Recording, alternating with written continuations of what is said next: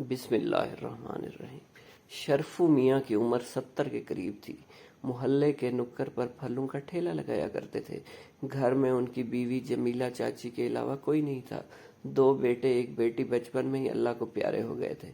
جمیلہ چاچی ہی لے دے کر سب کچھ تھی شرفو میاں کے لیے، لیکن وہ بھی 3 بچوں کے غم میں ٹوٹ سی گئی تھی اور عمر سے پہلے ہی کمزور اور لاغر ہو چکی تھی۔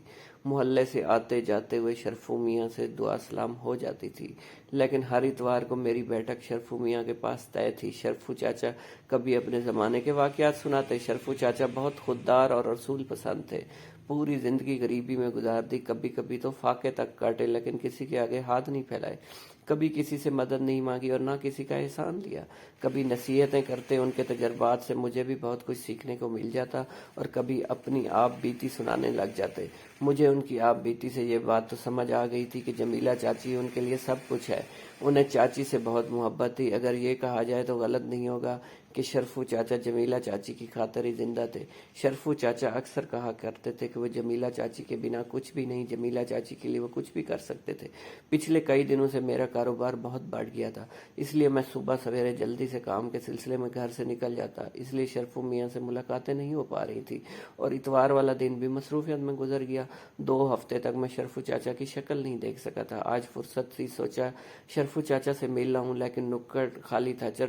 چاچا نے آج ٹھیلا نہیں لگایا تھا۔ میرے لیے یہ بات بہت عجیب تھی، کیونکہ ایسا پہلے کبھی نہیں ہوا تھا۔ سردی ہو، گرمی ہو، برسات ہو، چاچا ٹھیلا ضرور لگاتے تھے، یہاں تک کہ چاچا بیماری میں بھی اپنا کام بند نہیں کرتے تھے۔ میں سوچ میں پڑ گیا، مجھے عجیب سی فکر ستانے لگی، ذہن میں عجیب عجیب خیالات آنے لگے۔ میں نے چاچا کے گھر جانے کا فیصلہ کر لیا۔ چاچا کے گھر کی طرف جانے کے لیے مڑا ہی تھا کہ میرا موبائل فون بج اٹھا۔ دوسری طرف سے میرا مینیجر، جو بہت گھبرایا ہوا لگ رہا تھا، جلدی جلدی بولنے لگا، سر جلدی آفس آ جائیں، کچے مال کے دام اچانک سے بڑھ گئے ہیں۔ سامنے والی پارٹی نے ہمیں جو مال دیا تھا وہ ہم لوگ پورا استعمال کر چکے ہیں، لیکن قیمتیں بڑھنے کی وجہ سے ہمیں انہیں اب دگنی قیمت چکانی پڑے گی۔ اگر ہم ایسا نہیں کر پائے تو ہمیں بہت زیادہ نقصان ہو جائے گا، ہمارا کاروبار ٹھپ ہو جائے گا۔ جناب جلدی کریں، دیکھو گھبرانے کی ضرورت نہیں، میرے پاس کافی پیسے پڑے ہوئے ہیں، ہم دام چکا دیں گے۔ مجھے ابھی ایک ضروری کام آن پڑا ہے، وہ نپٹا کے ابھی آتا ہوں، تم اس پارٹی سے تھوڑا وقت مانگ لو۔ ٹھیک ہے، گھبراؤ مت، میں نے فون کاٹتے ہوئے کہا، اور چچا کے گھر کی طرف نکل پڑا۔ عصر کی نماز پڑھ کے لوگ مسجد سے باہر آ رہے تھے۔ اچانک میری نظر شرفو چاچا پر پڑ گئی، جو مسجد کے باہر کھڑے لوگوں سے پیسے مانگ رہے تھے۔ وہ آس پاس سے لوگوں کو سلام کر کے ان کے آگے ہاتھ پھیلا رہے تھے۔ ان کی آنکھوں میں آنسو اور شرم کے ساتھ ساتھ ایک آس بھی تھی کہ لوگ ان کی مدد کر سکیں گے، لیکن مدد کرنا تو دور، ان کو کوئی سلام کا جواب نہیں دے پا رہا تھا۔ پھر بھی شرفو چاچا کی امید لگائے ان کے پیچھے جانے لگتے، لیکن لوگ ایسے انجان بن کر نکل جاتے جیسے انہوں نے کچھ دیکھا یا سنا ہی نہ ہو، اور شرفو چاچا پھر سے آس لگائے کسی دوسرے شخص کی جانب بڑھ جاتے تھے۔ مجھے میری آنکھوں پر یقین ہی نہیں ہو رہا تھا کہ یہ شرفو چاچا ہی ہے۔ میں ان کی جانب بڑھنے لگا کہ پھر میرا فون بج اٹھا، جناب پارٹی سے 1 گھنٹے کا وقت مل گیا، ہمیں 1 گھنٹے کے بعد رقم دینی ہوگی۔ بہت اچھے، لیکن رقم کتنی چکانی ہے یہ تو بتاؤ۔ جناب کل ملا کر 4 لاکھ روپے بنتے ہیں۔ ٹھیک ہے، فکر مت کرو، میرے پاس 3 لاکھ روپے ہیں، 1 لاکھ کسی سے ادھار لے کر حساب چکتا کر دیں گے۔ اوکے، میں نے فون کٹ کیا اور چاچا کے پاس پہنچ گیا۔ چاچا مجھے دیکھتے ہی سٹ پٹا گئے اور شرم سے اپنی نظریں چرانے لگے۔ چاچا یہ سب کیا ہے، کیا ہو گیا ہے؟ آپ اس طرح اس حال میں؟ کیا بات ہے بیٹا؟ تیری چاچی وہ مر جائے گی اگر میں وقت پر اس کا علاج نہیں کرا پایا، اسے بچا لو بیٹا۔ چاچا ہاتھ جوڑ کے گڑ گڑانے لگے اور روتے ہوئے میرے گلے لگ گئے۔ سب ٹھیک ہو جائے گا چاچا، پہلے یہ تو بتائیں ہوا کیا ہے؟ بیٹا تمہاری چاچی کو دل کا دورہ پڑا ہے، ڈاکٹر کہتے ہیں کہ انجیکشن لگانا پڑے گا تب یہ بچے گی، لیکن وہ انجیکشن بہت مہنگا ہے، اور ساتھ میں ادویات اور ڈاکٹروں کی فیس کل ملا کر 2 لاکھ روپے بنتے ہیں۔ بیٹا میں کہاں سے لاتا اتنی رقم؟ 100 لوگوں کے آگے ہاتھ پھیلا دیے۔ تم تو جانتے ہو جمیلہ میرے لیے کیا ہے، میں اس کے لیے بھیک مانگنے کو بھی تیار ہوں۔ چاچی کی اس ہسپتال میں، مجھے وہاں لے چلیے، کچھ کرتے ہیں، اللہ نے چاہا سب ٹھیک ہو جائے گا۔ میری باتیں سن کر چچا میں جیسے جان سی آ گئی، وہ حسرت بھری نظروں سے میری طرف دیکھ کر بیچارگی اور معصومیت سے بولے، بیٹا تم علاج کراؤ گے نا اپنی چاچی کا؟ اللہ تمہیں آباد رکھے، اللہ تمہارے کاروبار میں برکت دے، اللہ تمہاری ہر مشکل آسان کرے، بیٹا تمہیں ہر قدم پر فتح نصیب ہو۔ چاچا کی آس امید دیکھ کر میں سوچ میں پڑ گیا کہ کیا کروں۔ ایک طرف کاروبار تھا، ایک طرف چچا کی امیدیں جو مجھ پر ٹکی ہوئی تھی۔